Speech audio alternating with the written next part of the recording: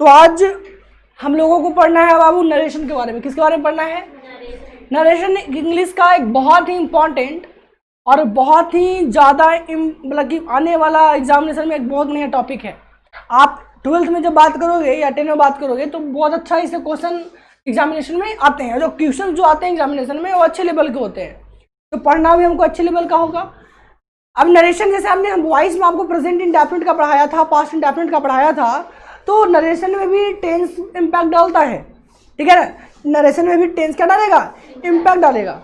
अब पहले बात समझ लो नरेशन था क्या, नरेशन है क्या, है ना। देखो नरेशन एक प्रकार का स्टेटमेंट है। नरेशन एक प्रकार क्या है? जो किसी ना किसी के द्वारा दिया हुआ होता है। सिंपली ये समझो कि एक स्पीच जिसको हम अपनी भाषा में व्यक्त करेंगे। आपको पता होगा कि नरेशन जो स्टेटमेंट होगा वो दो तरह का होगा, स्पीच जो होगा दो तरह का होगा। नरेशन में जो स्पीच हो गए वो स्पीच कितने तरह के होंगे? नरेशन का जो स्पीच होगा सर वो दो तरह का होगा। नरेशन का जो क्या होगा? नरेशन का जो स्पीच होगा वो दो तरह का होगा। एक जो स्पीच होगा वो डायरेक्ट होगा, कैसा? और दूसरा जो होता है वो होता है इनडायरेक्ट। बोल दिक्कत, डायरेक्ट और इनडायरेक्ट। बात को समझने के साथ डायरेक्ट क्या है, इनडायरेक्ट क्या है। नरेशन दो तरह के थे। नरेशन में स्पीच कितने तरह का? दो, एक डायरेक्ट स्पीच और दूसरा इनडायरेक्ट। थोड़ी सी बातों को समझने की कोशिश करें। जैसे हमने कहा है ना, आपने किसी ने कोई प्रश्न पूछा कि सर आज मैं बाजार जाऊंगा, आज मैं बाजार जाऊंगा, तो मैंने आपसे कहा सर कि भाई कल आपकी क्लास नहीं होगी क्योंकि कल मैं बाजार जाऊंगा। कल आपकी क्लास नहीं होगी क्योंकि कल मैं कहाँ जाऊंगा? बाजार जाऊंगा। आपसे किसी ने कल पूछा, कोई दोस्त, कि सर आज क्लास बंद था क्यों? तो कहोगे कि सर कल कहे थे कि कल मैं बाजार जाऊंगा इसलिए कोचिंग बंद है। आप क्या सोचोगे? अब भाई बच्चा कंफ्यूज है कि सर कहे कि आपने कहा, तो इसलिए उसको बदलते हैं सर कि सर ने कहा कि कल वो बाजार जाएंगे इसलिए क्लास क्या है।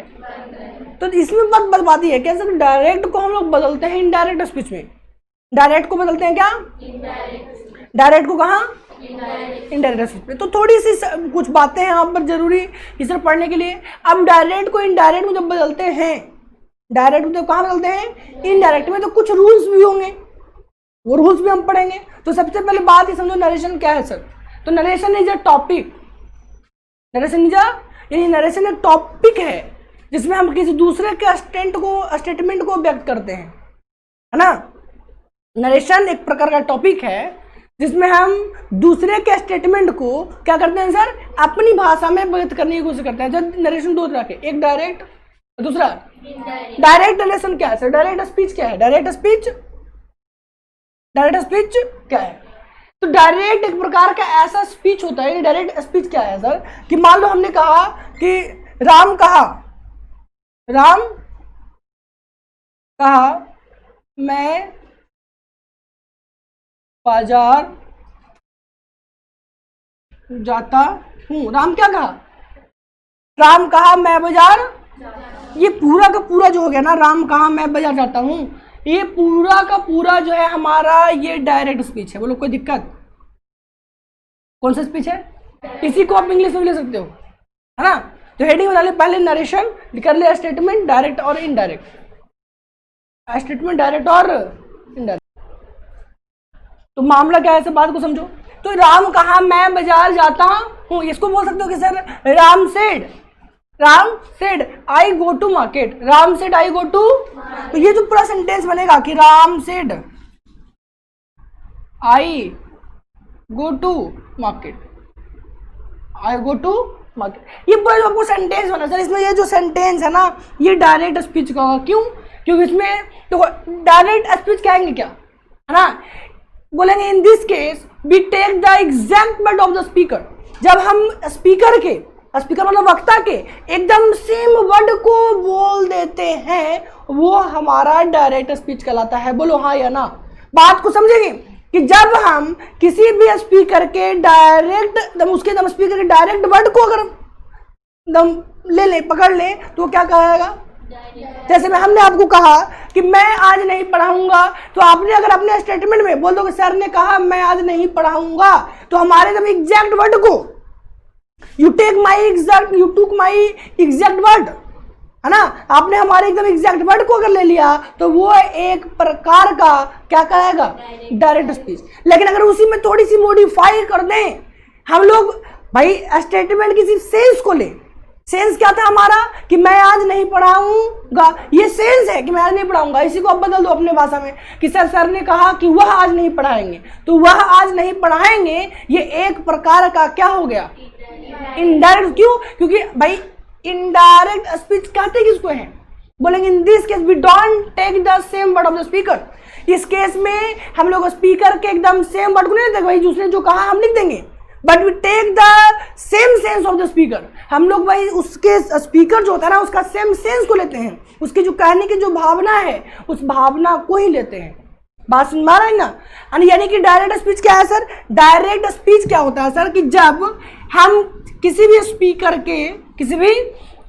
के जब सेम वर्ड को लेते हैं उसको कहते हैं क्या सर, डायरेक्ट स्पीच। यानी Ram said I am going to market, Ram said I am going to, यानी कि राम ने खुद कहा था कि I am going to market. लेकिन अगर उसको चेंज कर दो, अगर उसको चेंज करके बोले कि भाई राम ने कहा कि वह बाजार जा रहा है, तो थोड़ी सी मामला क्या है भाई, बोलेंगे राम सेड दैट ही, है ना। अब ही है तो यहाँ सेड था तो वहाँ वॉज हो जाएगा, he was going to market. तो ये बातों को जो समझना है, टेंस कैसे चेंज, ये कैसे चेंज, वो कैसे चेंज, उसी के बारे में पढ़ना होता है। बोलो हाँ या ना, कोई दिक्कत। तो डायरेक्ट स्पीच क्या है sir, direct in this case we take the same word of the speaker. Direct speech में in this case we take the same word of the speaker is called direct speech. In this case, we take the same word of the speaker is called direct speech.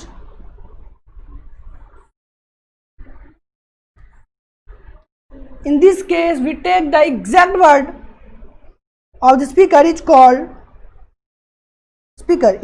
indirect speech. Sorry, direct speech. In this case, we take the same word of the speaker is called direct speech. In this case, we take the same word of the speaker is called direct speech. बोलो कोई परेशानी नहीं sir. लिखो indirect speech, indirect speech. In this case we don't take, in this case we don't take the exact word of the speaker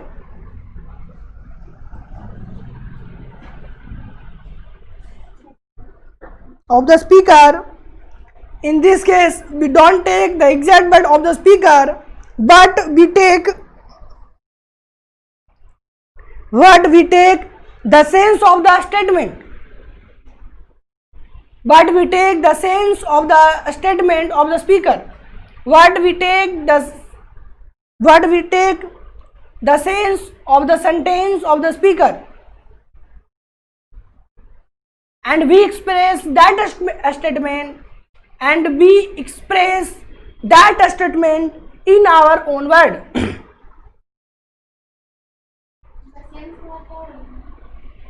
क्या बाबू? The sense of the sentence, the sense of the sentence, sorry, sentence is a statement, the sense of the statement of the speaker,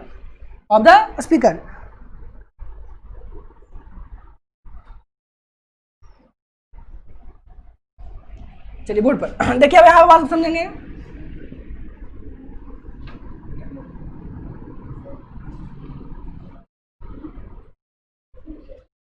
बात ही रहा सिर्फ हमारा कि अब इसको समझना था आखिर ये है क्या, ठीक है। अब बात को ये समझो कि क्या था सर आखिरी मामला यहाँ पर क्या टका और ये है क्या, ठीक है। बात को समझेंगे। ये जो वर्ब भर्व है, ध्यान देना, ठीक है। ये जो वर्ब भर्व है कौन सा है यहाँ पर, भर्व। बात को समझेंगे कि सर भर्व क्या है। अब सबके बारे में सबसे पहले ये जो आपको भर्व होगा, ये जो आपका भर्व होगा, कौन सा भर्व, ये, इसको रिपोर्टिंग वर्ब कहते हैं। ध्यान देना बात को, क्या है सर यहाँ पर, एक वर्ब यहाँ और एक वर्ब यहाँ, है कि नहीं। एक वर्ब यहाँ, एक वर्ब पहले ये सेंटेंस जो है इसको सेंटेंस को उतारे और जहाँ समझेंगे कि आखिर ये है क्या, लिख ले इसको फट से, और समझेंगे कि दो वर्ब है इसमें, तो कि कौन कौन सा वर्ब होगा, कौन डायरेक्ट स्पीच होगा, क्या नहीं होगा।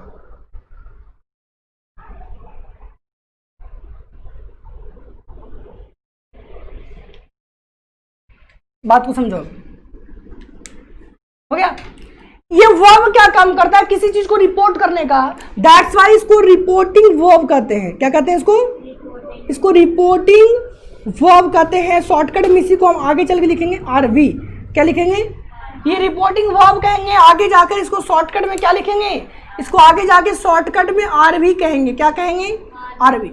और ये जो पूरा का पूरा जो स्टेटमेंट है हमारा, ये पूरा इसको रिपोर्टेड स्पीच कहते हैं। क्या कहते हैं, क्यों सर, क्योंकि पहले से बोला हुआ, रिपोर्ट किया हुआ होता है, पहले से बोला हुआ होता है किसी न किसी स्पीकर के द्वारा। ये हो गया रिपोर्टेड स्पीच। ठीक है, आगे की जो कहानी है सर बाकी रही हमारी ये कॉमा। देखो ये कॉमा कैसा है, इसको कहते हैं कॉमा, इसको कहते हैं कॉमा। इसको कॉमा क्या है सर, हमारा कॉमा जो है हमारा ये है, कॉमा क्या हमारा ये। अब इसी को उलट दो ऐसे तो इन्वर्टेड होगा। इन्वर्टेड मतलब उल्टा हुआ, इन्वर्टेड का मतलब उल्टा हुआ, तो इन्वर्टेड क्यों कॉमा है, तो इसको इन्वर्टेड कॉमास कहेंगे। इन्वर्टेड COMM इसको इन्वर्टेड कॉमास। ये जो है हमारा इन्वर्टेड कॉमा हो गया। तो ये क्या है सर, हमारा इन्वर्टेड कॉमा, और ये क्या है हमारा रिपोर्टेड स्पीच। आगे वाले को कहेंगे रिपोर्टिंग, बोलो कोई दिक्कत। और ये हो गया हमारा कॉमा, यहाँ पे जो लगा था ये क्या कहेंगे, इसको बोलते हैं कॉमा। बोलो कोई दिक्कत, एक कॉमा था तो उसको कॉमा कर दिए, बोलो कोई दिक्कत। अब बात समझो, ये पूरा का पूरा हमारा रिपोर्टिंग वर्ब, ये स्टेटमेंट जो था वो रिपोर्टेड स्पीच। रिपोर्टेड स्पीच हमेशा इन्वर्टेड कॉमास के अंदर क्या होता है, बंद होता है। इन्वर्टेड कॉमा नहीं, इन्वर्टेड कॉमास। इन्वर्टेड कॉमास के अंदर रिपोर्टेड स्पीच क्या होगा हमारा, बंद होगा। क्या होगा, बंद होगा। और ये हमारा क्या है, रिपोर्टिंग वर्ब। ये हमारा स्टेटमेंट है। अब इसी को हम लोग ये डायरेक्ट है कि इनडायरेक्ट, ये डायरेक्ट स्पीच सर कैसा है। अब इस डायरेक्ट को किस में बदलेंगे, तो देखो rules for changing direct into indirect आ रहा है यहां तक। रूल्स फॉर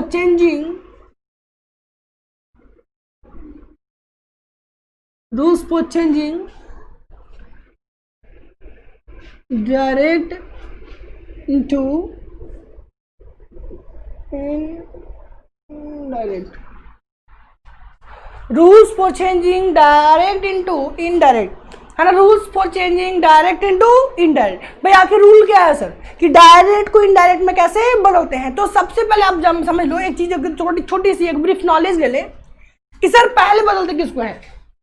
तो आप समझ लो कि आपको 3 रूल पढ़ने पड़ेंगे। 3 रूल हैं, कितने रूल हैं, यू हैव टू है ना, you have to remember 3 rules.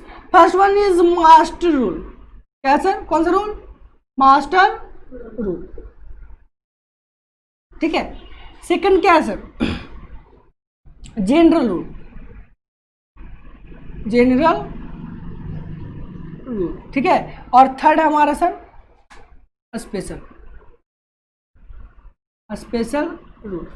आपके पास कितने रूल है sir, 3, master rule, general rule और स्पेशल। बोलो कोई दिक्कत। 3 रूल पढ़ेंगे सर, आपका हमारा पूरा नरेशन खत्म। 3 रूल पढ़ेंगे, पूरा नरेशन खत्म। 3 रूल पढ़ेंगे, पूरा नरेशन खत्म। बोलो कोई दिक्कत। बात को समझा, फिर से समझेंगे। ये का जो ये हमारा पूरा जो है ये सर पहला वाला, ये रिपोर्टिंग वर्ब। रिपोर्टिंग वर्ब कैसे सर रिपोर्ट करेंगे, जैसे मैंने कहा, उसने कहा, श्याम ने कहा, है ना, श्याम कहता है, वो कहता है, ये जो पूरा रिपोर्ट कर रहे हैं किसी न किसी को, जिसको हो गया रिपोर्टिंग वर्ब। बोलो कोई दिक्कत नहीं। लेकिन ये जो स्टेटमेंट जो आगे जो बोलने वाला जो स्टेटमेंट है वो पहले ना किसी न किसी का द्वारा बोला हुआ होता है, इसलिए उस स्टेटमेंट को कहते हैं रिपोर्टेड स्पीच। क्या कहते हैं, और रिपोर्टेड स्पीच हमेशा 2 इन्वर्टेड कॉमास में बंद होता है, क्लोज होता है। बोलो कोई दिक्कत, यहां से समझ आया। और हमारे पास रूल्स कितने हैं सर, 3 रूल हैं, मास्टर रूल्स है और जनरल रूल है और स्पेशल रूल है। अब ये रूल्स को इसी पे अप्लाई करेंगे सर, इसी के ऊपर हम लोग रूल को थोप देंगे, इम्पोज कर देंगे, और उसके बाद हमारा जो है वो निकल करके सामने आ गया इनडायरेक्ट स्पीच। बोलो समझ में आया। अब क्या है सर, सबसे पहले आपको पता होना चाहिए किसमें, तो सबसे हम लोग पहले हटाते हैं इन्वर्टेड कॉमास को। किसको हटाते हैं? सबसे पहले आपको किसको हटाना है भाई? कॉमा को हटा दो, मामला शांत। कॉमा को हटा दो, मामला शांत। अब मामला क्या शांत है? पहले हमको किसको हटाना पड़ेगा? Inverted comma. तो इन्वर्टेड कॉमा को हटाने के लिए कुछ अगल बगल में देखना पड़ेगा। हमको देखना पड़ेगा सेंटेंसेस को। किसको देखना पड़ेगा? सेंटेंसेस को। तो बताओ सेंटेंस होते कितने हैं? हमने आपको बताया था सेंटेंस के टाइप्स। सेंटेंस के टाइप्स आया था भाई, सभी बच्चों को पता होगा कि सेंटेंस के कुछ टाइप्स होते हैं। बोलो पता है कि नहीं पता? असर्टिव सेंटेंस है ना, imperative sentence, objective sentence, exclamatory sentence. Sentence की बहुत प्रकार है। अरे भाई है कि नहीं? तो आप लोग सभी को पता होगा सर। तो अब बात ये है सर कि हम लोग जब मास्टर रूल पढ़ेंगे, क्या पढ़ेंगे? तो मास्टर रूल में करते क्या है सर? मास्टर रूल जब पढ़ना है, जब आप इनको मिल गया एक सेंटेंस, तो इस प्रकार से होगा। तो सबसे पहले मास्टर रूल में क्या हटाएंगे सर? ये ऑल कॉमास है ना, removing all commas in master rule. Master rule में क्या किया जाता है सर? सभी कॉमा को हटाया जाता है। सभी कॉमा को क्या करते हैं? अब किस आधार पर हटाएंगे सर? तो आधार ये हमारे सर कि जब असर्टिव सेंटेंस, पता होगा असर्टिव सेंटेंस को कहते हैं, there are two types of assertive sentence, एक निगेटिव और एक अफर्मेटिव। अफर्मेटिव और निगेटिव। तो जब असर्टिव सेंटेंस को हटाएंगे सर, तो सिंपली आप इन्वर्टेड कॉमास के स्थान पे क्या लगाएंगे? दैट। बात समझ में आया? इन्वर्टेड कॉमास के स्थान पे आपको क्या लगाना है? दैट लगाना है। यानी कि आप जब भी इन्वर्टेड कॉमास को, यानी कॉमास, सारे कॉमास को हटाएंगे, अगर सेंटेंस, अगर असर्टिव सेंटेंस है तो आपको क्या लगाना होगा? दैट लगाना होगा। बोलो कोई परेशानी? अब कौन सा सेंटेंस? रिपोर्टिंग वर्ब में कोई बदलाव नहीं, रिपोर्टेड स्पीच बदलाव ना होगा जी। अरे भाई जो बोला हुआ है ना सर, उसी में ना बदलाव होगा है। तो बताइए कि इसको दैट लगाएंगे इस सेंटेंस के पहले, से दैट लगाएंगे इस सेंटेंस के पहले। तो बताओ असर्टिव सेंटेंस ये इसको ना देखेंगे, इंटरोगेटिव इसी को देखेंगे, अब इंपरेटिव इसी को देखेंगे, इसको देखने से मतलब अरे ये तो हमारे द्वारा बोले जाने वाला है। अरे भाई जो जिसके द्वारा बोला गया है, तो बोला गया कौन सा है? Reported speech. अरे यही ना रिपोर्टेड स्पीच जो किसी द्वारा बोला गया है। तो बात को समझेंगे। असर्टिव सेंटेंस कौन होगा? ये होगा। इंटरोगेटिव क्या होगा? ये होगा। इंपरेटिव कौन होगा? ये होगा। ऑब्जेक्टिव कौन होगा? ये होगा। और एक्सक्लेमेटरी कौन होगा? लोग को दिक्कत है नहीं? तो बात को ये समझो कि असर्टिव सेंटेंस जब होगा तो क्या लगाएंगे? इन्वर्टेड कॉमा के स्थान पर दैट। जब असर्टिव सेंटेंस होगा तो इन्वर्टेड कॉमा के क्या लगाएंगे? दैट। इंटरोगेटिव होगा तो इंटरोगेटिव पता होगा दो तरह का होता है। इंटरोगेटिव सेंटेंस दो तरह के होते हैं। इंटरोगेटिव कितने तरह के होते हैं? इंटरोगेटिव क्या होते हैं? दो तरह के। सबसे पहले जो इंटरोगेटिव सेंटेंस जो होते हैं बाबू हमारे, सबसे पहले जो हमारे इंटरोगेटिव सेंटेंस होते हैं वो हमारे होते हैं यस नो क्वेश्चन, यानी बिगिंस विद है ना, बिगिंस विद बी फॉर्म। अब जो is, am, are, was, verb के साथ स्टार्ट होते हैं ऑक्सिलरी वर्ब के साथ, है ना, यानी कि उसको यस नो क्वेश्चन कहते हैं। क्या कहते हैं उसको? कहते हैं ना। वो दो तरह के एक होते हैं जो डब्ल्यूएच क्वेश्चन होते हैं, डब्ल्यूएच वर्ड से स्टार्ट होते हैं। अरे बिगिन, इसको ऐसे बोल सकते हो बिगिंस विद ऑक्सिलरी वर्ब और बिगिंस विद डब्ल्यूएच वर्ड, है ना। क्या होता है जब डब्ल्यूएच वर्ड लगा होता है? क्या लगाता है? डब्ल्यूएच। जो डब्ल्यूएच वर्ड से क्या होते हैं? स्टार्ट। तो आपके दो प्रकार के इंटरोगेटिव सेंटेंस होते हैं। कितने प्रकार के इंटरोगेटिव सेंटेंस? दो। पहला जो इंटरोगेटिव सेंटेंस होगा वो ऑक्सिलरी वर्ब से स्टार्ट होता है। कैसे सर? जैसे is he coming, is he going, है ना, इज ही, इस प्रकार से जो शब्द बना है ना, ऐसा बोला हैव यू ईटन। अब जो शब्द बना है सर हैव से, इज से, जो शब्द बना है वो सर डू यू नो मी। तो ये डू जो शब्द रहा है ऑक्सिलरी वर्ब से जो स्टार्ट हो रहा है वो सेंटेंस हमारे इंटरोगेटिव सेंटेंस कहलाते हैं। दो तरह के होंगे। अब क्या सर? जैसे what do you know about me, है ना, what is the temperature of this room. इस प्रकार का जो सेंटेंस बना है ना, व्हाट्स योर नेम, ये जो सेंटेंस बना सर ये हमारा कैसा है? डब्ल्यूएच वर्ड से। अगर डब्ल्यूएच वर्ड से स्टार्ट होगा तो सेम डब्ल्यूएच वर्ड लगा देंगे किसके स्थान पर? किसके स्थान पर? Same WH. अगर डब्ल्यूएच वर्ड होगा तो क्या करेंगे सर कि सेम डब्ल्यूएच वर्ड लगा देंगे, सेम डब्ल्यूएच वर्ड लगा देंगे किसके स्थान पर?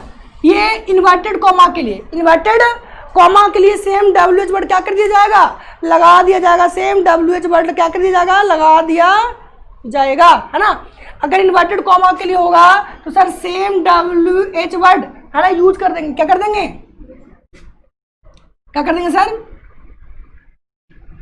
Same WH word. यानी कि सर अगर WH जो है व्हाट है तो व्हाट लिखेंगे, हु है तो हु लिखेंगे, बोलो कोई दिक्कत नहीं। अगर यस नो क्वेश्चन होगा तो क्या लगाएंगे सर, तो इफ लगाएंगे या फिर विद लगाएंगे। क्या लगाएंगे, यानी इन्वर्टेड कॉमा के लिए क्या लगाएंगे, इफ। क्या लगाएंगे, इफ। अगर इंपरेटिव सेंटेंस है, अगर इंपरेटिव सेंटेंस है तो लगाते हैं इन्वर्टेड कॉमा के लिए क्या, टू। अगर ऑप्टेटिव है तो दैट लगाएंगे। क्या लगाएंगे, दैट। अगर एक्सक्लेमेटरी सेंटेंस है तो भी क्या लगाएंगे। अब सब समझ लो क्या होता है इंटरोगेटिव में प्रश्नवाचक। इंपरेटिव क्या है सर, इंपरेटिव जब किसी को order command request, order command request imperative होता है। ऑप्टेटिव सर जब किसी को ब्लेस करो, कर्स करो, वो हमारा क्या होता है सर, ऑप्टेटिव। एक्सक्लेमेटरी क्या है सर, सडन फीलिंग्स वाले जितने शब्द हैं, जैसे उफ, नो, है ना, उफ, ये सब जो शब्द है वो सारा का सारा एक्सक्लेमेटरी सेंटेंस है, उसमें क्या लगता है। तो ये याद करके रखना कि देखो ट्रिक बन गया सर। क्या ट्रिक बना सर, आई को छोड़कर बाकी सब में दैट लगता है। देखो अरे इंटरोगेटिव को, अरे इंपरेटिव को छोड़कर बाकी सब में क्या लगाएंगे। तो ट्रिक याद रखना, आई को छोड़कर बाकी सब में दैट। आई का मतलब, आई मतलब इंपरेटिव और आई का मतलब इंटरोगेटिव। इंट्रोगेटिव में अगर यस नो क्वेश्चन होगा तो इफ लगाएंगे या विद लगाएंगे, और अगर WH क्वेश्चन होगा तो सेम WH वर्ड को यूज करेंगे। अगर इंपरेटिव सेंटेंस होगा तो टू लगाएंगे। बोलो कोई परेशानी, इसे उतारने का कष्ट करें।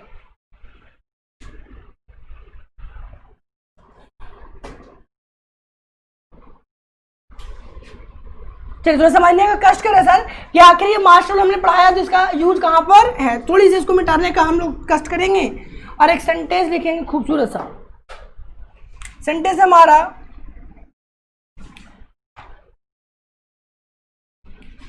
देखो बात समझो, सेंटेंस क्या है sir, Ram says I am going, Ram says I am going. ध्यान देना इन्वर्टेड कॉमास के अंदर से बंद करेंगे इसको। यहाँ पे बात समझो, क्या ये जो सेंटेंस है सर, क्या राम सेज लिखा है, और भाई लिखा ना। बात को ये समझो, क्या ये जो सेंटेंस है राम सेज, क्या ये जो सेंटेंस है राम सेज और उसका आई एम गोइंग, क्या ये सेंटेंस असर्टिव है, इंटरोगेटिव है, इंपरेटिव है, ऑप्टेटिव है, एक्सक्लेमेटरी है। मतलब मेरे बताने का कष्ट करें। सेंटेंस क्या है सर, सेंटेंस क्या है, ये असर्टिव सेंटेंस है। क्या है, असर्टिव सेंटेंस है। बोलो कोई दिक्कत। सेंटेंस कैसा, असर्टिव। तो असर्टिव वैसे तो इस इन्वर्टेड कॉमा को हटाकर क्या लिखने वाले हैं, तो राम को क्या लिखेंगे, राम को राम लिखेंगे और ये सेज को अभी सेज लिखेंगे। अब नेक्स्ट क्लास में आपको पता चलेगा कि सेज टोल्ड में भी बदलता है। सेज कहाँ बदलता है, टोल्ड में भी। राम सेज, अब तो इन्वर्टेड कॉमा को क्या लिख दिया, दैट क्या है सर, दैट एक प्रकार का कंजंक्शन है जो दो सेंटेंस को जोड़ने का काम कर रहा है, दो प्रिंसिपल क्लाउज को। प्रिंसिपल क्लाउज पता है ना, हमने पहले क्लास में आपको पढ़ाया हो, जो नहीं बच्चा पढ़ा है वो पहले वाले वीडियो जाकर देख लेगा। क्लाउज क्या है सर, भाई प्रिंसिपल क्लाउज क्या था, जो स्वतंत्र होता है। स्वतंत्र का मतलब जिसको जो किसी दूसरे पे आश्रित ना हो। अब बताओ, राम से कोई आश्रित है किसी पे, राम कहता है आई एम गोइंग, भाई स्वतंत्र है ना, लेकिन ये इंडिपेंडेंट है कि डिपेंडेंट क्लाउज है, इंडिपेंडेंट क्लाउज है, प्रिंसिपल क्लाउज है। क्या दिक्कत है इसमें किसी को, नहीं ना। राम सेज दैट, अब आई को क्या लिखेंगे वो बाद में बताएंगे। बताओ पहले, अब जितना पढ़ाया उतना समझाया, अब आई से आगे बताओ, आगे बता दीजिए भाई। आगे नहीं पता तो लाइन पार दो ना भाई, ज्यादा जानने की जरूरत क्या है। अरे जैसे से बनाएंगे वैसे सीखेंगे। सीख लो। क्या सीखा सर कि राम को तो राम सेज को क्या लिखना है, राम इन्वर्टेड कॉमा को क्या लिखना है। तो आज हमने किसको पढ़ाया, पूरा सेंटेंस बनाना सिखाया नहीं, इन्वर्टेड कॉमा हटाने के लिए सिखाए। तो क्या इन्वर्टेड कॉमा को इन्वर्टेड कॉमा लिखोगे, नहीं लिखोगे, वही इन्वर्टेड कॉमा को दैट लिख देंगे। क्या लिख देंगे, दैट। अगर इसी प्रकार से तो यहाँ पर Ram says do you know me, sentence देखो लिखा है इस प्रकार से, Ram says do you know me. Ram कहा, क्या तुम मुझे जानते हो? बताओ राम सेज को क्या लिखने वाले हैं? राम सेज। अब बताओ do you know me, do you know me inverted common बंद होगा। अब बताओ डू यू नो मी कैसा सेंटेंस है? इंट्रोगेटिव। अब इंट्रोगेटिव में यस नो क्वेश्चन है कि WH है? WH है नहीं, अब वो यस नो है, हाँ या ना में। भाई डू यू नो मी आपसे पूछा मैं, क्या आप मुझे जानते हो? बोलोगे हाँ या फिर ना। तो do you know me auxiliary verb से स्टार्ट हो रहा है सर। तो हमने बताया इफ या फिर वेदर। तो यहाँ बताओ, यहाँ पे इन्वर्टेड कॉमा खड़ा कि इफ लगा दें। अब लोग सर आगे बताइए, आगे पढ़ाए हैं? नहीं पढ़ाए तो लाइन पार दो, जब पढ़ाएंगे जब समझना। बस अब एक दिन में नहीं होगा। आप जब यहाँ तक इन्वर्टेड कॉमा को चेंज करने आ गया बहुत ही ज्यादा है। बोलो कोई दिक्कत? बाकी समझेंगे नेक्स्ट।